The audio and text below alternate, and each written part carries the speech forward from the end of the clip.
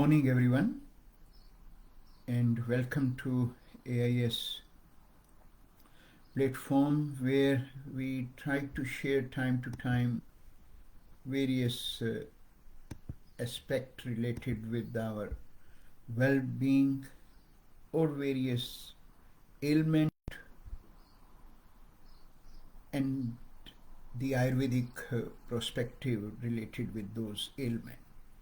Today I'm going to share with you one of the biggest ailment which we are facing in one way or the other, cancer, and what is Ayurvedic perspective on it. Before we go into that, just it will be good to understand what is actually cancer. In a simple definition, there are definitely complex aspects that always being investigated and talked about whenever cancer develops. But if we keep our simple definition, which is again in our Western medicine also, that why cancer and what actually cancer is. Cancer is when our bodily cell start growing without being listening to bodily message, or in simple language, as we all know, our bodily cells, our body is nothing but just made of cells. This is in a simple understanding, no big issue in that. But at the same time, we all understand when our cells get old or damaged, they will get a message to die, and then the new cells will grow. And that's where that balance will be always maintained. But when this intelligence get affected, what will happen? Cells will start keep growing without acknowledging the message not to grow, not to spread, because normally cells will not spread to the different areas. They don't encroach other areas. But when such cells who lost that intelligence to listen to the prime message from the body, they will start growing without control, and that mass will start becoming which we term as cancerous cells or cancerous growth. Then that growth can be of different kind, benign growth, or we can say getting a more cancerous growth, which will be what we call as malignancy part. Now, if we look into this definition a bit more closely and try to understand that what this definition tells us, this definition simply tells us that when our bodily intelligence get affected,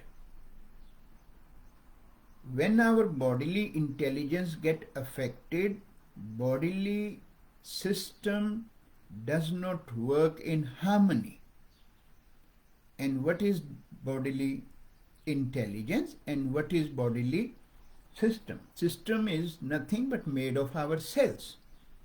And when cells lost that intelligence or lost that directive to listen and behave according to the bodily intelligence message, that's where the problems come up. Even though every problem in our body will be the resultant part of this simple definition, but problem is with the concept of making things complex, we have started ignoring the simple principle that as long as we can keep our bodily intelligence in balanced state, our bodily intelligence has the ability to minimize the build-up of toxins which ultimately hamper the intelligence of our bodily mechanism, means our cells. So question comes up, why we don't listen? Answer is very simple. Because we listen what is being directed to us, what is being bombarded around us. And it's in a simple principle that when someone wants to do some kind of damage to you, what they will do, first of all, they will take away your attention. Attention means they will take your attention focus from this aspect that you have to keep your bodily intelligence in balanced state. And then when we not able to act, not able to do the things to keep our bodily intelligence in balanced state, problems will start manifesting in our body. And now someone can ask, who is going to do that? It's simple. What you see around us, the bombardment of all these drugs, bombardment of all these so many so-called supplement, because don't ignore this principle or this focus or simple understanding that this drug and supplement is in a billion and trillions and trillions and trillions dollars market, and that will not survive if every individual in this universe tried to keep their bodily intelligence in balanced state by making simple choices, what has been shared with us from centuries, that look at your lifestyle, look at your diet, look at your mental factor, emotional factor, and behave properly. But we don't want people to live healthy, because if they will start living healthy, how these businesses will grow? That is the one factor. But what message I am sharing here with all of you is, if those people are making effort to take your attentions away so that they can run their business by infiltrating these various incompatible food substances around you, incompatible lifestyle choices around you, and built up so much of mental factor by making you to be more and more fighting under the influence of hatred, jealous, anger, frustrations, overachieving, and those components, they will harm your bodily intelligence. That's a simple understanding which we need to talk about. And that's not only for the cancer. This is for every ailment. And I know, no matter how much we talk about that principle, and this principle is not something has been developed by me or has come up only into existence in today or yesterday. This has been with us for thousands of years, from one science, what we call as Ayurvedic science, Ayurvedic medicine. That is why this modality comes into existence at a first place for the well-being of mankind, so that it can pass on the message to mankind that how they need to live in harmony, live in balance. But since that time, so much has gone through around us that we never even able to understand the simple definition of wellness, not to talk about cancer, even for simple hay fever. The definition will be same, but the intensity of that can make the things complex for us. So let's come back to the cancer part which I was talking. Now, if this definition is always in front of us, and all our big drug companies or these so-called supplement companies can focus on this aspect, that how we have to revive bodily intelligence of every individual, rather than bombarding them with different kind of supplement and then hampering the normal bodily intelligence, which will then develop so many complications, which cancer is one of them. Same way is with our drug companies. Their focus is to bombard the body with so many various drugs, which apart from working on the area for which that antibiotics or the steroids or other component has been given, but every one of us understand that what they are doing to our body, they start affecting our healthy cells, and then they also hamper the bodily intelligence mechanism. What is that mechanism is? We simply call it anabolism and catabolism. Anabolism is the growth, catabolism is destruction, and as long as that balance is kept, and who is keeping that balance is metabolism.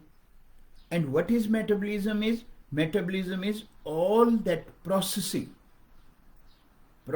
of your food and processing of your thought. If that balance, that intelligence is in balanced state, everything will be in harmony, because anabolism and catabolism will be in harmony, and nothing is going to affect any individual. It's a simple aspect. Yes, it is a simple, but the most complex and most difficult to understand, to comprehend, and then to follow. Reason of us is why we don't understand and comprehend, because again our attention from this focus is diverted by these various components around us. And if we can bring our attention back, no one will be able to attack on our well-being.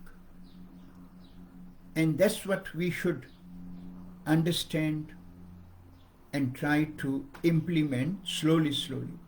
And again, those who are associated with this profession at whatever level, as a medical doctor, as a functional medicine practitioner, integrated medicine practitioner, or so-called complementary medicine practitioners,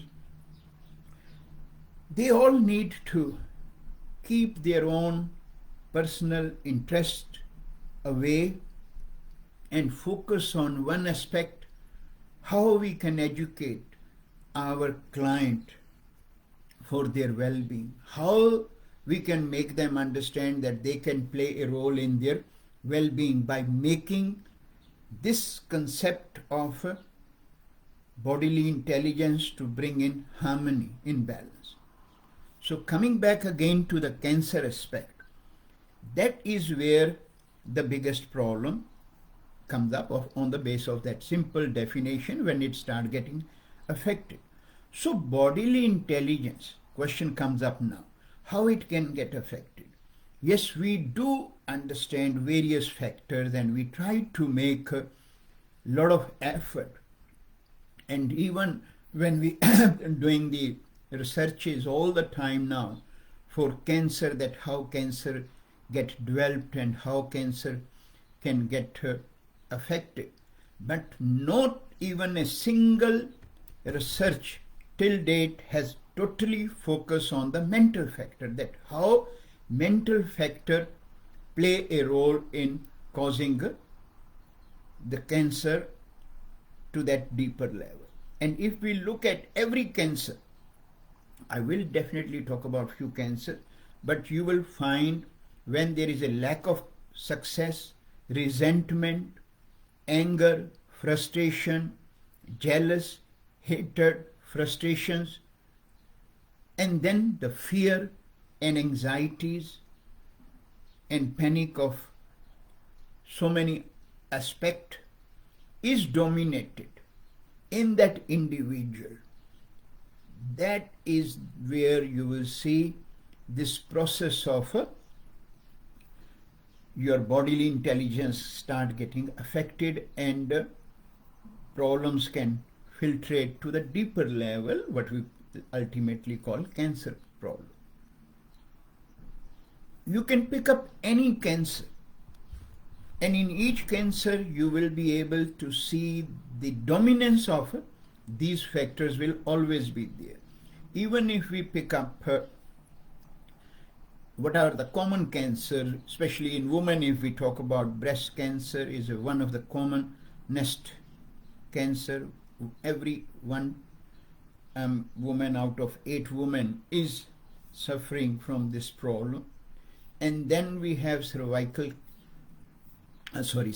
cancer, which is also predominant. And if we look at from the Ayurvedic aspect, we have 7 chakras in our body.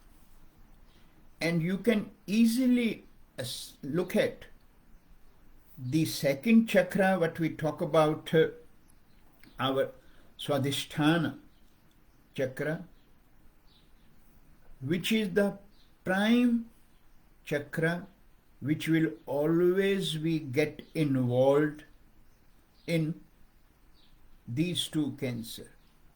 And then the other chakra which get involved is what we call as our throat chakra.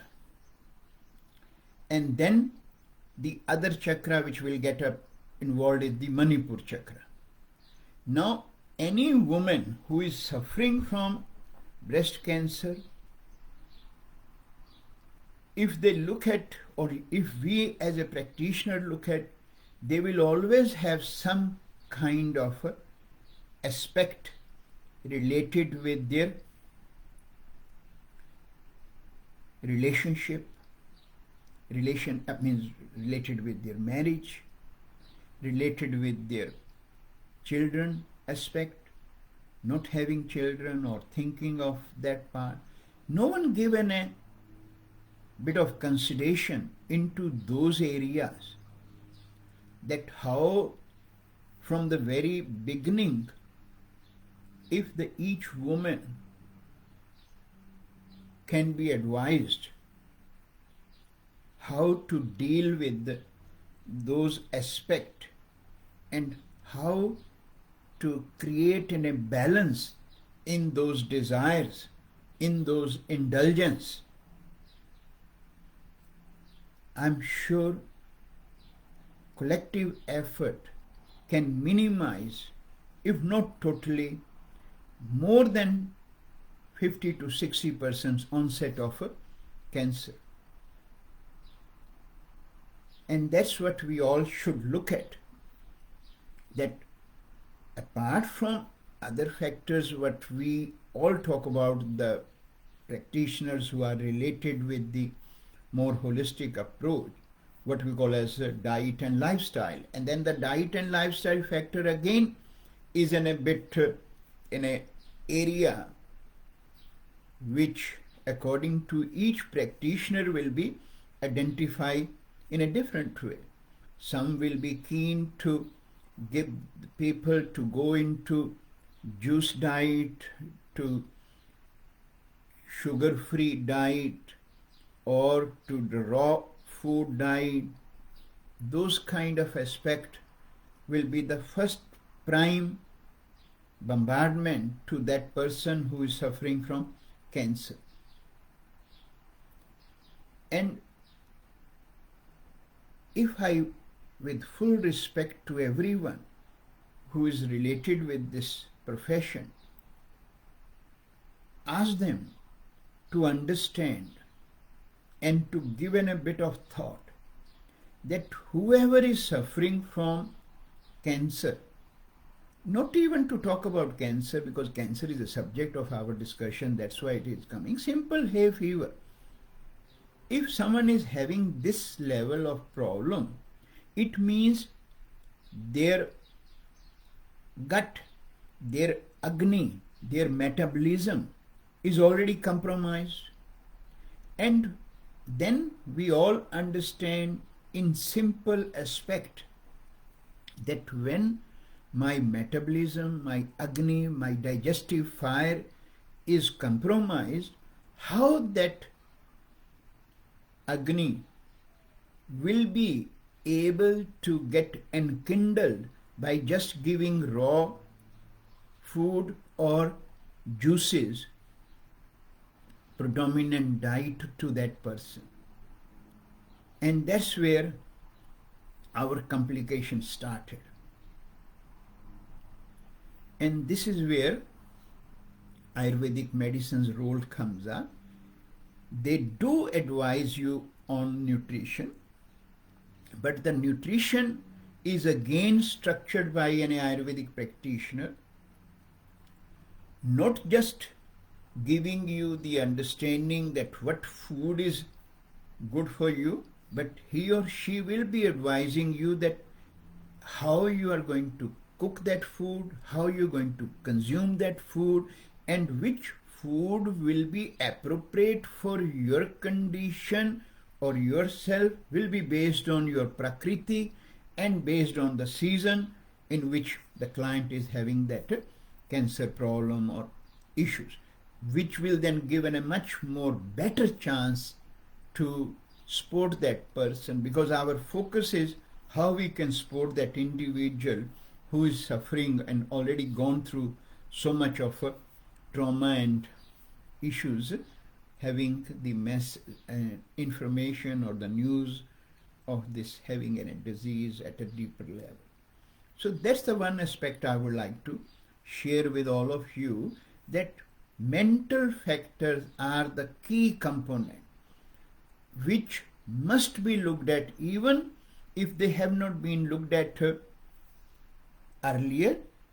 But when the cancer has been diagnosed, even when you are that person is with you in your clinic, you can assess, you can find out that that person, that client has all those various factors of mental state somewhere in their life has been a part of their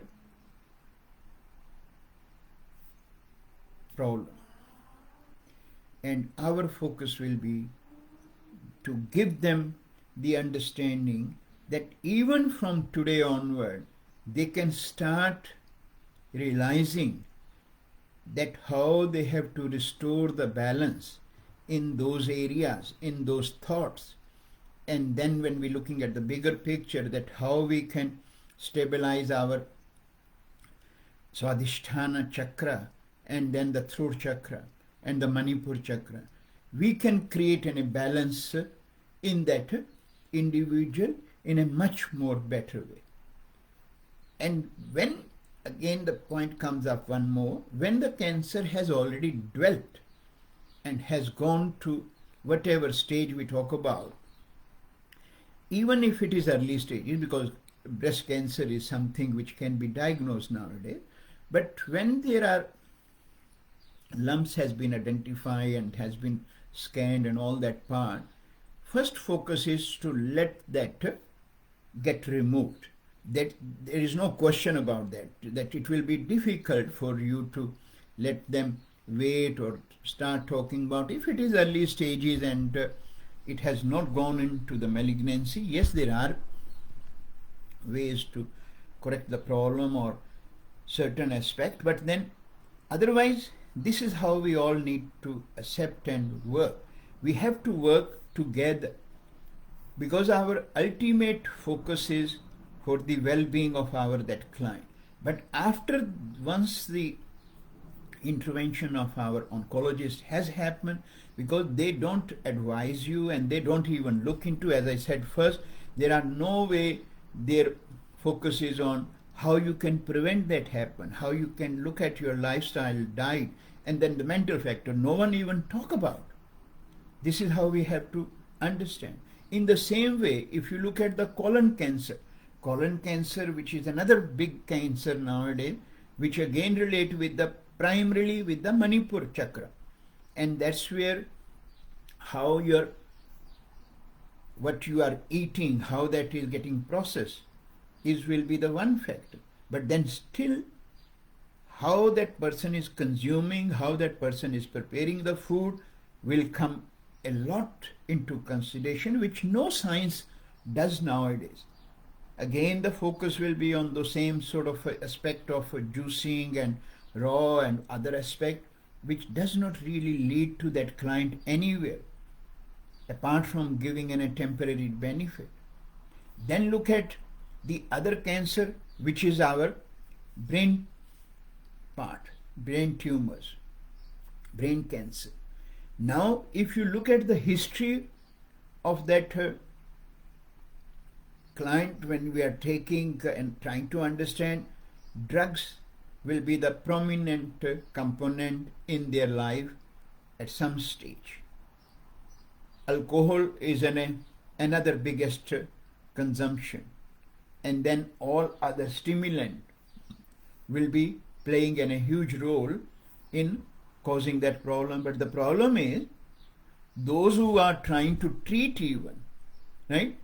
If they are into these things, or those who are into researches, if they are into these things, they will never ever give a consideration that these things can play a role in leading to such cancer. And that's why we all need to make a collective effort that how we can support our client without having our own egos on a front level.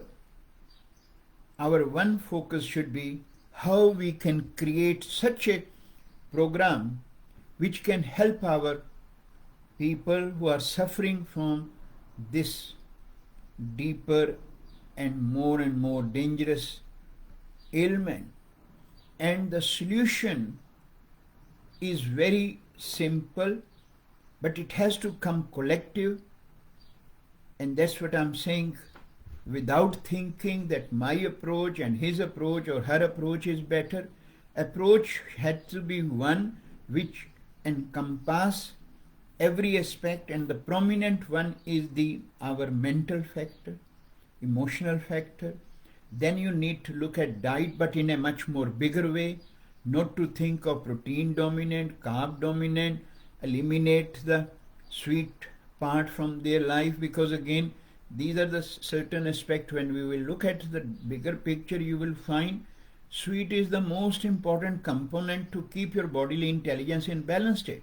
But our limited understanding of the sweet is only chocolate, only lollies, only muffin, only cake, and then the white sugar, which is a pure poison anyway. We don't go away from that.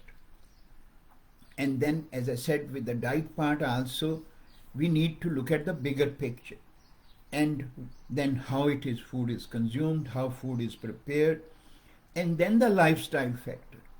And in the lifestyle factor, one of the most important component cannot be ignored.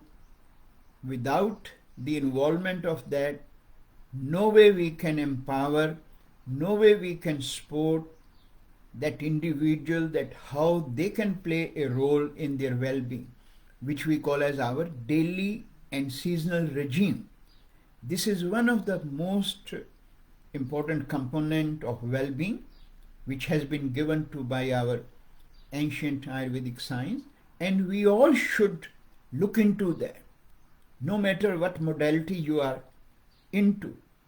If you will able to read them, understand them, I hope your conscious will share with you that yes, that makes sense, because our one focus should be how we can help our clients. So let's move towards that aspect in the eve of this new year, which is coming up few days soon, that make an approach and how we can help our client. And that's what I tried to share today, the Ayurvedic concept on cancer, and something which can be prevented, something which can be dealt with in a much more better way, rather than letting that fear of having cancer to dominate. Thanks everyone.